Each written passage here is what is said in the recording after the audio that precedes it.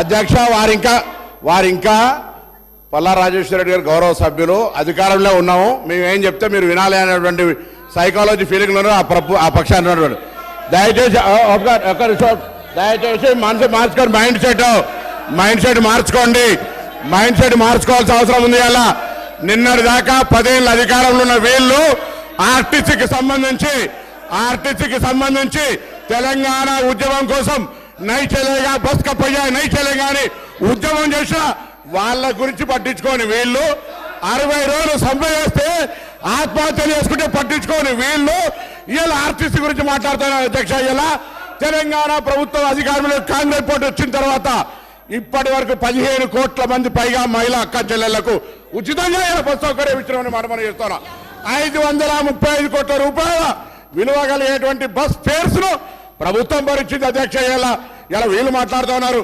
పెద్దలు గౌరవ మాజీ మంత్రి హరీష్ రావు గారు అనాలోచిత డిమాండ్ 15,000 ఆటోకి ఇవ్వాలంట నెలకు. మీరేమిచ్చారు? 1000 రూపాయలని ఇచ్చిందా?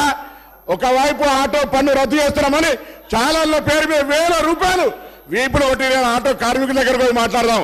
సభను తప్పుదో పట్టించే విధంగా 21 మంది ఆత్మహత్య చేసుకున్నారని చెప్తా ఉన్నారు. ఇలా అవన్నీ కూడా మీరు అనవసరంగా ప్రేరేపించి వాళ్ళని మన దగ్గర ఎక్కడ కూడా ఇలా సార్ మేము ఆటో బస్సు ప్యాసింజర్ ఇంటికి పోతలే ఆటో బస్సు బస్ స్టాండ్కు ఆటో వాళ్ళను బస్ స్టాండ్కి తీసుకొచ్చే బాధ్యత ప్రజలను ఆటోనే బస్ స్టాండ్కి తీసుకొస్తా ఉన్నది.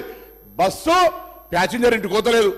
మారిపోయింది ఎక్కడ అధ్యక్ష? మేము మహిళలకు మీకు నిజంగా ధైర్యం ఉంటే మీ ప్రభుత్వంలో ఉన్నటువంటి వాళ్ళు చేయలే మేము ఇలా తెలంగాణ అక్క చెల్లెలకు కూర్చొని వద్దా చెప్పండి. మీరు వ్యతిరేకిస్తున్నారో చెప్పండి. స్పష్టంగా చెప్పకుండా దొంగ తిరుగుడు ఎవరేమో ఇలా దయ్యాలు వేదాలు వాళ్ళు ఇచ్చినట్టు పెద్ద పెద్ద దొరలు ఆటోలు వస్తా ఉన్నారు. ఎన్నడూ పెంచి కారు దిగిన వాళ్ళు ఆటోలో వస్తా ఉన్నారు. ఆటో కార్మికులను అవమానపరుస్తా ఉన్నారు. ఆటో కార్మికులు కూడా తెలంగాణ బిడ్డలు తెలంగాణ కోసం ఉద్యమించారు. అహంకార ఫ్యూడల్స్ ఆటోలు వస్తా ఉన్నారు. ఏం ఫ్యూడలిజం ఇదే? ఆటో జీవనోపాధిగా నడుపుకుంటే ఈ ఫ్యూడల్స్ ఆటోలు వచ్చి ఆటో కార్మికులు అవమానపరుస్తారా? ఈ ఫ్యూడల్స్ ఆటో కార్మికులు అవమానపరుస్తారు అధ్యక్ష. ఇది మంచిది కాదు. దయచేసి చెప్తాను. ఇలా తాపక గారు కూడా ఆర్టీసీకి సంబంధించి ప్రక్షాళన చేస్తాం అధ్యక్ష. తమ బంధువులు అని చెప్పుకొని ఎగ్జిక్యూటివ్ రిటైర్డ్ డైరెక్టర్లు 4 సంవత్సరాలు ఎండి పెట్టి అధ్యక్ష. ఎగ్జిక్యూటివ్ డైరెక్టర్ రిటైర్మెంట్ అయిన 4 సంవత్సరాలు ఎండి ఆటో 60 రోజులు సమ్మె చేస్తే పట్టించుకునే వాళ్ళు వీళ్ళు మా గురించి మాట్లాడేది. కొత్త బస్సులు కొంటున్నాం ఆటో కార్మికులు రిక్షా వాళ్ళ ఇలా ఆర్టీసీ కార్మికుల సంక్షేమం మా బాధ్యత. ఆర్టీసీ కార్మికులకు 2013లో ఉన్న బాండ్స్ ఇలా మా ప్రభుత్వం ఆలోచన చేస్తుంది అధ్యక్ష.